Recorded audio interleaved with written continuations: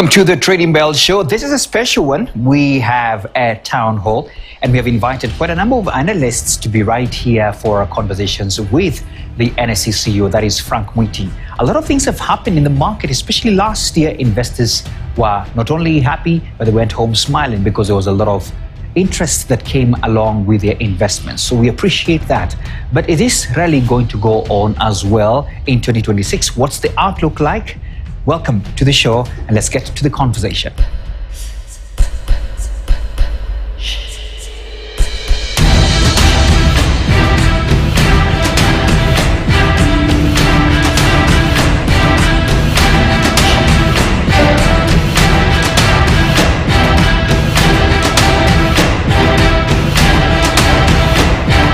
So Frank, I'll ask the first couple of questions and then after that I'll open up the session to the analysts in the house to as well interact with you because I believe these are your people. These are your people who help you get the people up. Yes.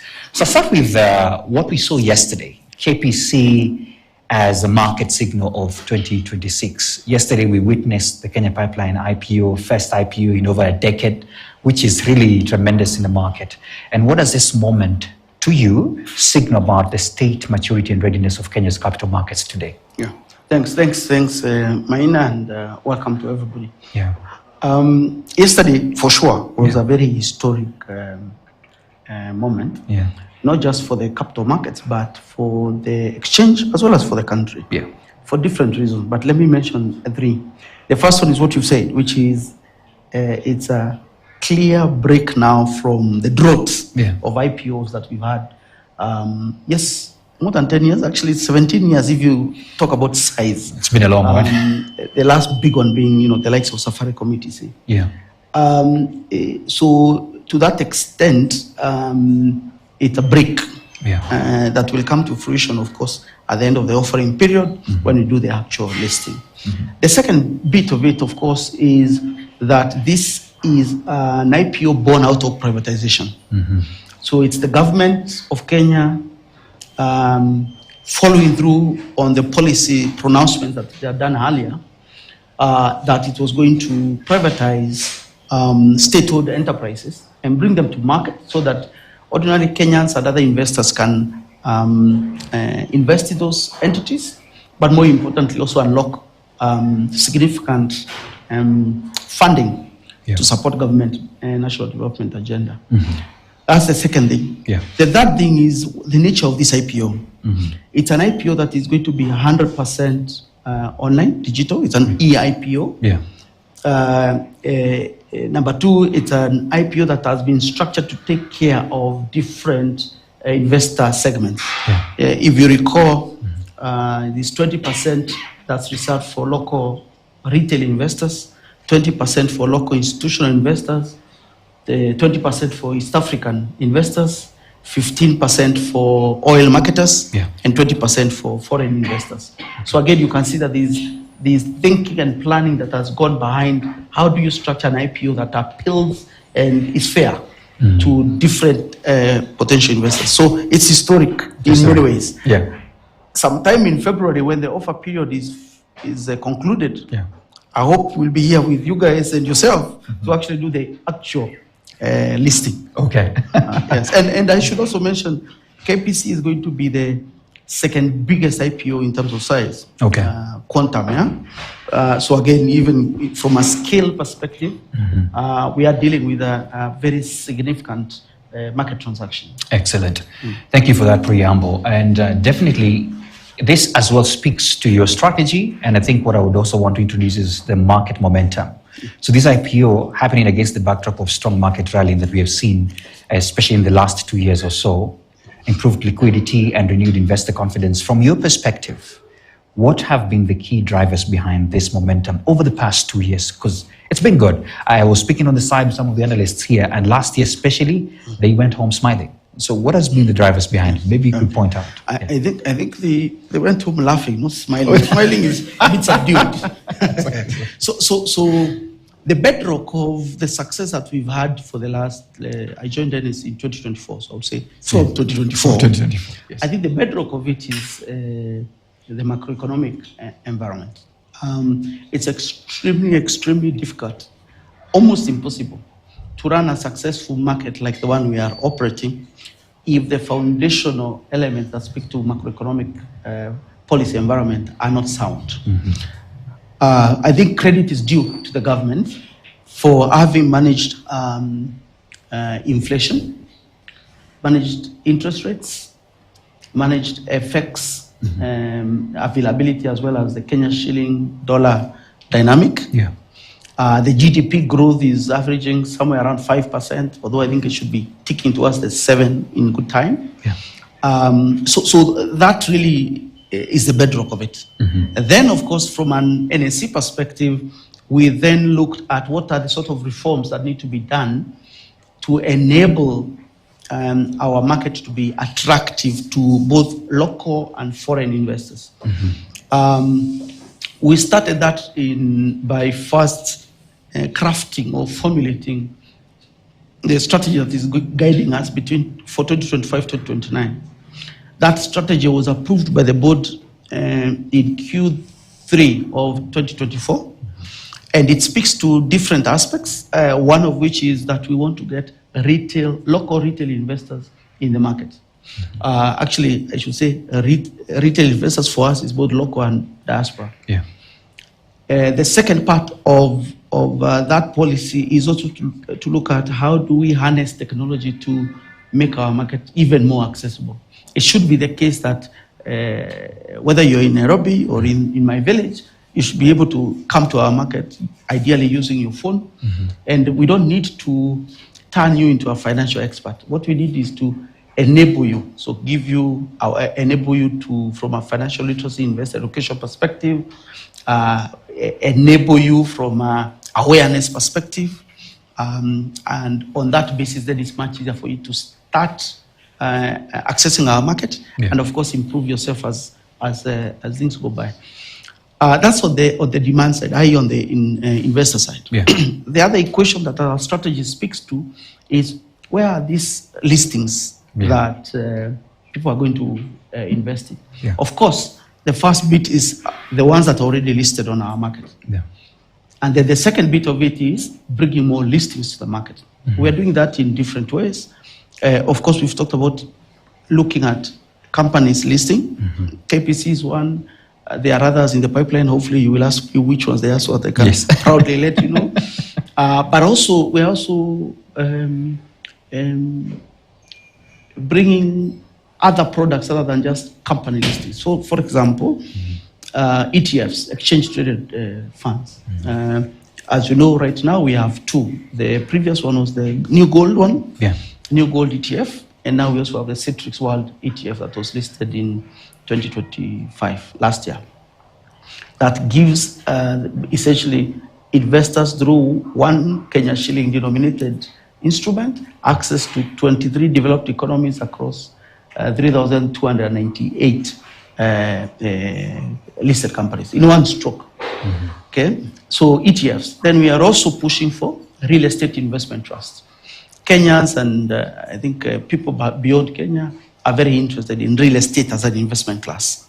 But how do you invest in real estate in an affordable way and in a way that's liquid? So today, if you want to exit, if you bought land and you want to exit or sell it, it's very tough. Okay. But through a real estate investment trust, you can invest in real estate, and tomorrow, if you need the money, just sell it, just like you trade a share. So what I'm saying is we're looking at enabling investors to access our market easily and without friction. We are supporting them with financial literacy and investor education programs and other awareness programs. We are pushing to have more listings in our markets, and those listings speak to both vanilla equity type listings as well as the structured products. Beyond that, of course, is the fixed income side of things.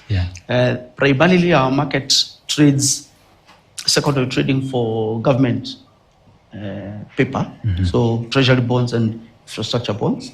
But you've also seen last year we worked with Safaricom and with East Africa Breweries to bring 2 bonds in our market. So our plan is to also push on the more corporate issuances on the both sides, so that we balance out government instruments and private sector instruments. Then we wrap that with our derivatives side of it.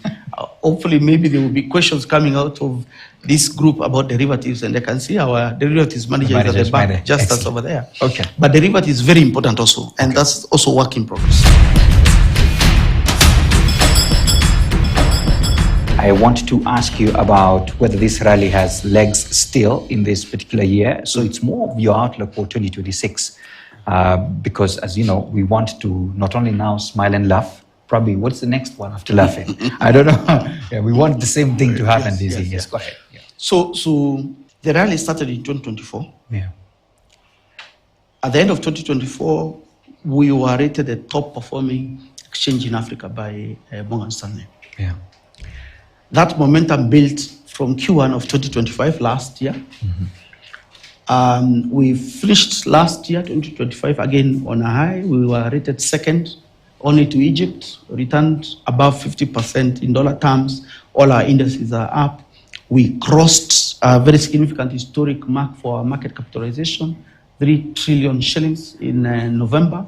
We are above that now as we speak. Our bond side, again, we blew out the numbers. We are trading about 2.7 trillion shillings. Again, another historic milestone in NSE's 70-year history. We've begun this year again on a fantastic run. Our trading volumes are up. Our indices are up. The valuation metrics are also looking good. We have pipeline for new listings, KPC being one of those. Yeah. Family Bank is preparing to come list by introduction. AA Kenya is also listing by introduction. Wow. We have a number of REITs, real estate investment trusts, coming through. One is for Triffic, which will be a dollar-denominated one. There are cross listings that we are pursuing. I can't mention the names now because they are confidential. But the point is that even this year we are on. Okay? Yeah. And I should also mention, there are two things we did in 2024 that have started bearing fruit, which is, number one, we set up, we said, if we are going to be a relevant exchange in an economy like ours, then we must be responsive to the single most important sector in our economy, which is agriculture. So we set up a team in 2024 to specifically wake up every day to go and try and figure out how does a capital market like ours support the agri sector. That started with us trying to understand agriculture. You know, a lot of you probably are farmers, but trust me, proper agriculture is a very different ballgame. And we are talking both primary agriculture as well as the value chain around that, the logistics, the value addition, exports, etc. We started conversations with various stakeholders in the agri sector. They've started bearing fruit.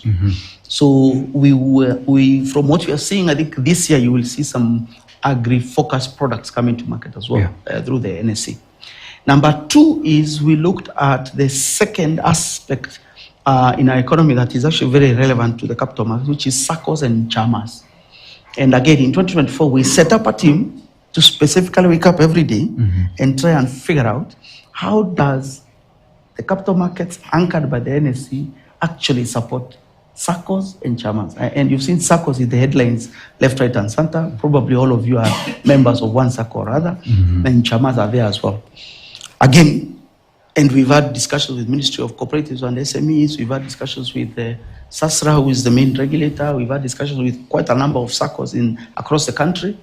And now we have started figuring out ways we can actually add value. Yeah. So I think we will see 2026 as the year where you see a breakthrough on the SACCOs and chaman side from an NSE capital markets perspective, as well as for the agri sector. And I'm actually quite excited about that. All right. So the momentum is there. I think 2026, as it has started, is a good sign. Obviously, we are also going to get into an election period. That has its own implications, but we are also looking out on how to navigate that so that the momentum accelerates rather than decelerate. All right. Every cycle, or even strong cycles, have their own risks, Frank. And I'm sure part of the outlook for you is what are these ways or risks that we're about to face, the headwinds that may come by from the macros to everything else. What are you seeing as some of the things people or investors should look at? Okay. Yeah. Look, of course, the first bit is to say we don't operate in a vacuum. Absolutely. And so if you look at, if you sit with, say, my counterparts in other parts of the world, they will tell you the number one risk that everyone is looking at and trying to navigate is geopolitics. The world has become a lot more volatile, a lot more unpredictable, and a lot more complex, given some of the geopolitical changes that have happened, around the world, particularly from a U.S. perspective. That has a lot of impact because, for example, in our market, we have a significant foreign investor component. So geopolitics can change the flow of finance around the world. And so that keeps us awake at night. You're right. And I think that's not unique to Kenya. I think anyone who's saying he's not keeping an eye on that is probably not doing the right thing. So geopolitics is a key one. And that also then boils down to macroeconomic environment. Because the geopolitical changes in the geopolitics usually will have almost a direct impact on the macroeconomic environment. You're right. So again, much more locally, and we work quite closely with National Treasury, Central Bank of Kenya, of course, Capital Markets Authority, and other stakeholders on the government side to also get a bit more insights and understanding on where are things going. So macroeconomic environment, very important. And then one level down, specifically in this period, of course, will be what I said earlier, that the country is going into an election period, especially for 2027. So that also has implications on where attention will be, where people will focus their attention on. But also, there's a positive side, which is, and I would be very diplomatic here, but I would say, campaign periods around the world, not just in Kenya, inject money in the economy because meetings are being held, rallies are being held, merchandise is moving. T-shirts have been printed, everything else. Yes. Maybe next time when I'll be and the beauty of that is that's not happening in Nairobi. It's happening across the entire country.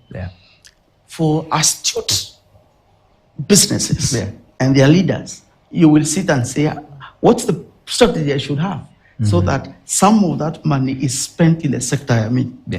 So for us, the way we are seeing or at least the way we are looking at it is, the country will go into an election period. I'm fairly confident it will be a peaceful election period. But the money that will be spent, we need to raise awareness that should your disposable income increase, and you have some money that you want to invest, the NSC is available.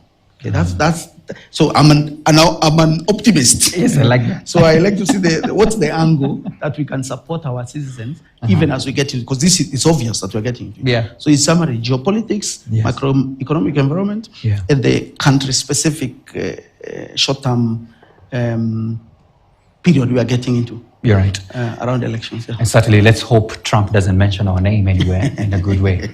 Of course, the first IPO in more than a decade happened for the Kenya Pipeline coming to the market, and you still have chances of really investing in it. But just want to get you a sneak peek of what were some of the highlights yesterday. It's a delight to launch this monumental Kenya Pipeline Company Limited initial public offer, thereby paving way to its eventual listing at the Nairobi Securities Exchange. This comes 17 years after the Safaricom IPO done in 2008. This IPO is about asset optimization. It asks whether public capital locked in mature enterprises is being deployed in the most productive way or not.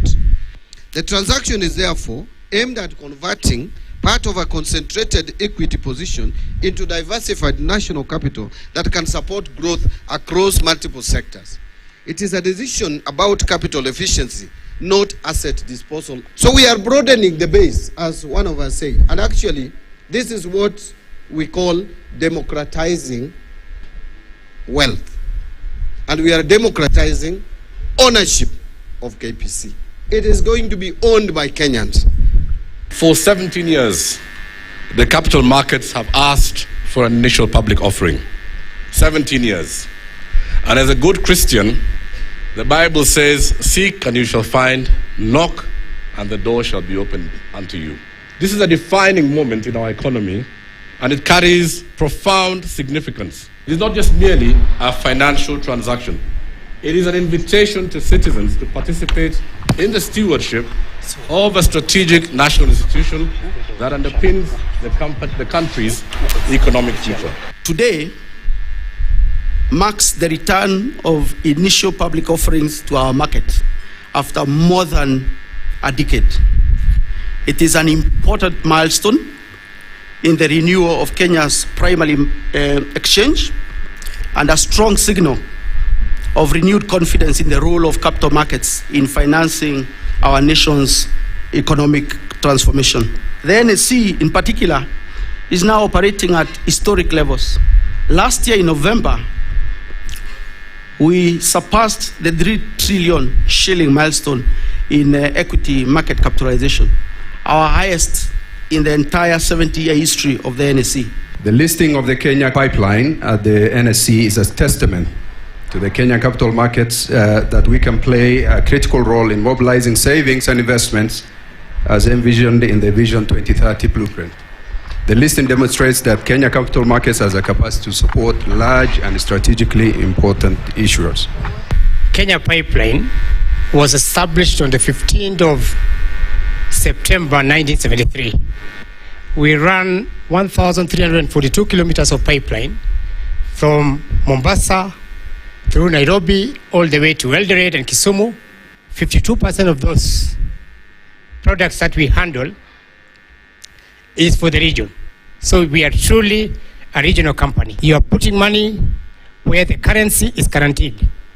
The leadership is steady, and once you invest in this company, I can assure you, as potential investors, you'll just go home and sleep and allow the management to do what they do best.